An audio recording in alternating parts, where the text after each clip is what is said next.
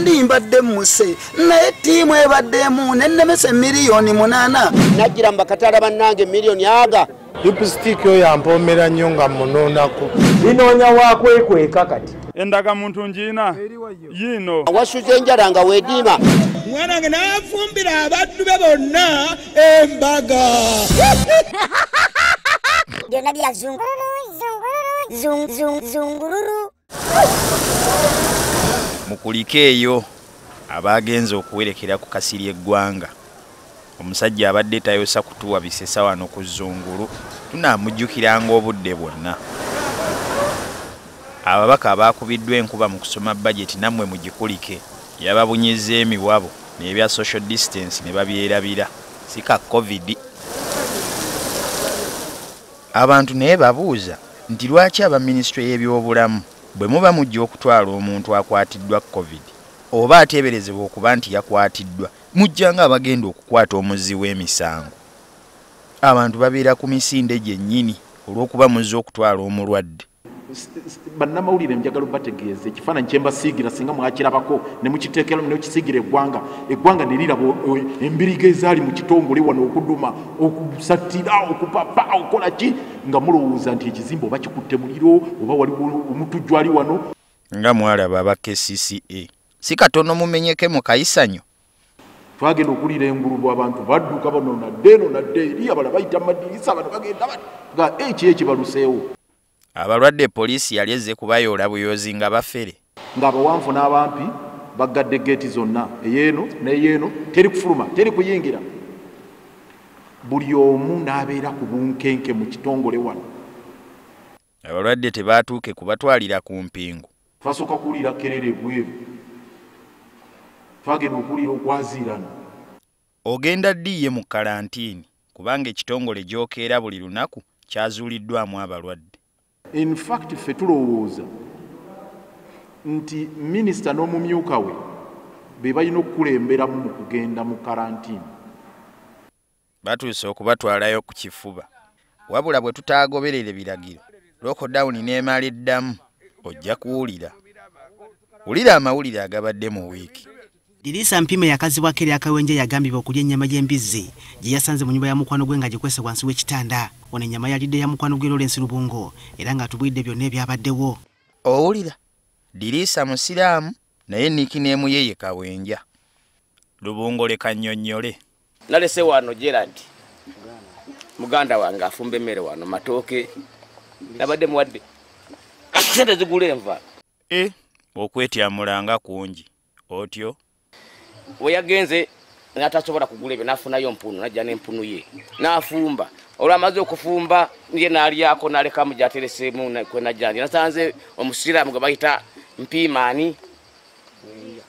Dirisa ng'agiguddeko agiridde.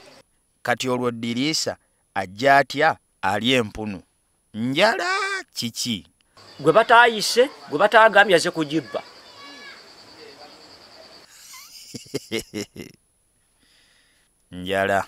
njala musajja mmusaasire mwene sepiti mujimo twafumbire mu kino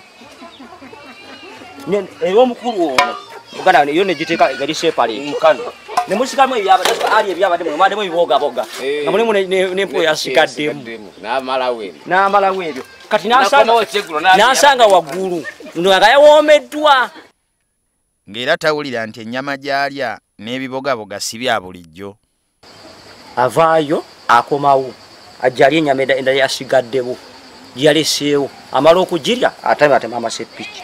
Ate amasepiti yatemye gaaki bwati mwanteze empunu mwakoze bitani tubuza ani yakugabudde talina gwagamba yamugabudde weyesenyedde mwenyini yaliridde muntamu mwenyini yegabulidde naali alina amakano omukyala n'abaana yegabudde mwenyini n'agamba nti bamuteze byesenedde bye batamuwadde. Wulira omusasi waffe gye yasanze Dirisa. Dirisa agambibwa okubbako n'okulya embizzi tumusanze mu katawuni k'ennyiize wabula wadde asoose n'agezaako okutwewala kyadda kyakkiriza n'atubulira ku nsonga zino. Saalidde embizzi wabula obusungu bwankutte olw'okuwulira nti afumbidde mu sepiti embizzi nengamba ekyo tekiriiwo era sobola kigumiikiriza olw'ensonga nti Dirisa obusungu bukukwatirawa nga bali bafumbidde mu ntamu zaabwe. Omwami oli nannyini maka gali tumaze ebbanga nga tukolagana nze naye. Okukolagana kitegeeza kugenda wuwe ku bbanva. Yagirese n'agisiikasiika bino bisepiki n'abisiikasiika n'alyamu ebifi wamaze okweyawuliddemu ebifi obukopa n'abulekaawo n'amatooke n'agalekaawo mu mbeera yonna yonna kati omwabadde enva za kkuubwa. Mwe watuukidde naawe n'olya. Ono atandaga nti alya mukwano gwange nfanfe ng'agitadde mu kitanda bw'ati. Kayiceka mu kitanda. Ko gwe nti Diriisa bampulira buwulizi. Wabula abavubuka b'oku kyalo kino muli bazibu. Abantu bano bonna naddala abavubuka abakola ebintu eby'ekitamiivu okuvumaganya enzikiriza zaabwe tetugenda kubeera nga tukikkiriza. Ng'ono omuyaaye yagenze n'alya embizzi abbye enzibe avumiriza eddiini yaffe y'Obusiraamu. Kale yabbye naye teyategedde nti abba mbizzi. Kino kyabadde kitamiivu kyennyininyini. Enjogera gye kyogeramu ng'owulira ddala kitamiivu era nja kusaasira seeka wange atizaala. Seekambu naye omwana yamweta mwadda. Ebyokumutereeza yabivaako dda. Sina ngeri gyinza okujja ku gavumenti ng'ekwatiddeko kubanga we ayinza n'okuntema. Gavumenti bannange ng'eri bbize. Abavubuka abatuuse okubba enva eneebakola etya leero?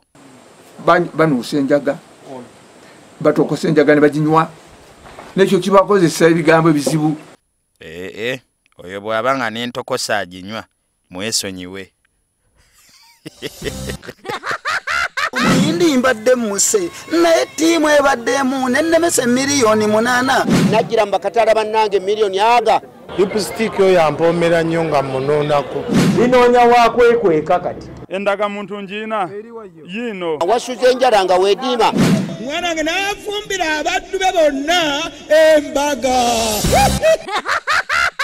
Byonna bya zungururu.